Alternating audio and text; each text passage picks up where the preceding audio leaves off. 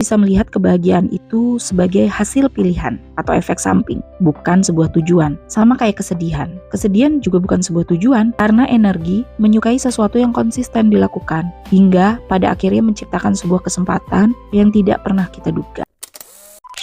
Kebahagiaan itu bukan sesuatu seperti target yang harus kita kejar sampai kita kelelahan. Kebahagiaan itu ternyata tercipta di dalam diri kita jika kita bisa memilih setiap harinya untuk tidak terus terlarut dalam pilihan yang salah. Pilihan yang tepat akan mengantarkan kita pada lingkungan yang lebih baik, hidup yang lebih stabil, bahkan emosi yang juga lebih stabil. Kebahagiaan sulit datang kalau kita selalu ada di lingkungan yang terus mengajarkan kita perspektif yang akhirnya menempatkan kita sebagai korban ataupun sebagai orang yang bisa menjadi pelampiasan luka dan amarah orang lain.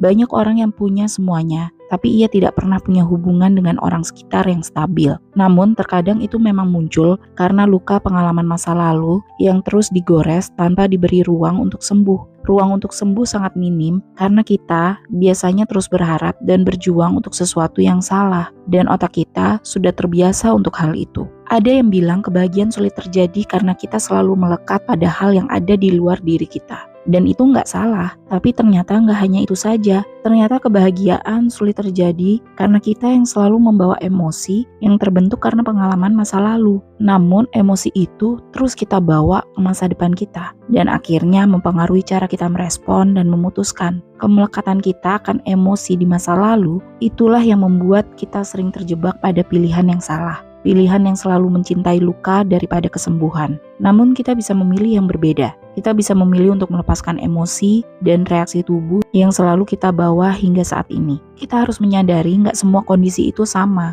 dan nggak semua orang pantas mendapatkan respon yang berasal dari emosi, dari pengalaman buruk yang selalu melekat di dalam diri kita. Kebahagiaan itu berasal dari bagaimana kita merespon, bereaksi, memutuskan, dan sebagainya. Kebahagiaan juga bisa berasal dari cara kita melindungi diri dari hal-hal yang sebenarnya udah gak baik untuk kita.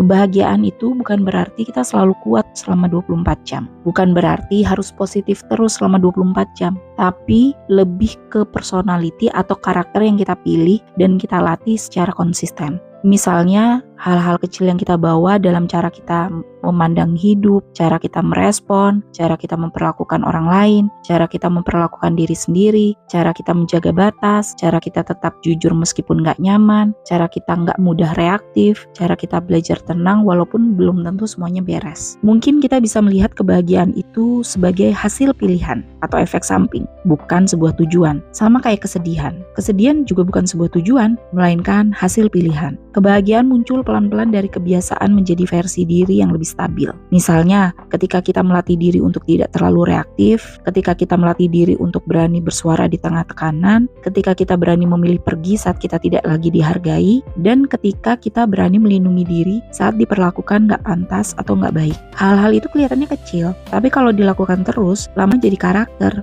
Dan karakter itulah yang perlahan membentuk kebahagiaan kita. Kita jadi lebih selektif, kita jadi lebih tenang, kita jadi lebih tahu kapan kita harus mendekat dan kapan kita harus menjauh. Tanpa sadar, lingkungan kita pun ikut berubah. Orang-orang yang tidak sejalan mulai menjauh, dan situasi yang berantakan sudah mulai berkurang di sekitar kita. Kesempatan yang lebih sehat mulai datang satu persatu dan terlihat lebih cocok dengan diri kita. Bukan karena kita beruntung, tapi karena kita konsisten. Karena energi menyukai sesuatu yang konsisten dilakukan, hingga pada akhirnya menciptakan sebuah kesempatan yang tidak pernah kita duga. Kebahagiaan bukan berasal dari energi yang meledak-ledak sesaat saja, tapi lebih stabil dan konsisten. Pelan-pelan hidup kita ikut menyesuaikan dan terasa jauh lebih baik. Tapi bukan berarti hal itu menjamin gak akan ada lagi masalah. Masalah tetap ada. Kekecewaan akan tetap ada, tapi cara kita menghadapinya berbeda, dan dari situ kualitas hidup kita juga jadi berbeda. Semua itu datang bukan karena kita paksakan, tapi karena kita sudah menjadi orang yang bisa menerimanya.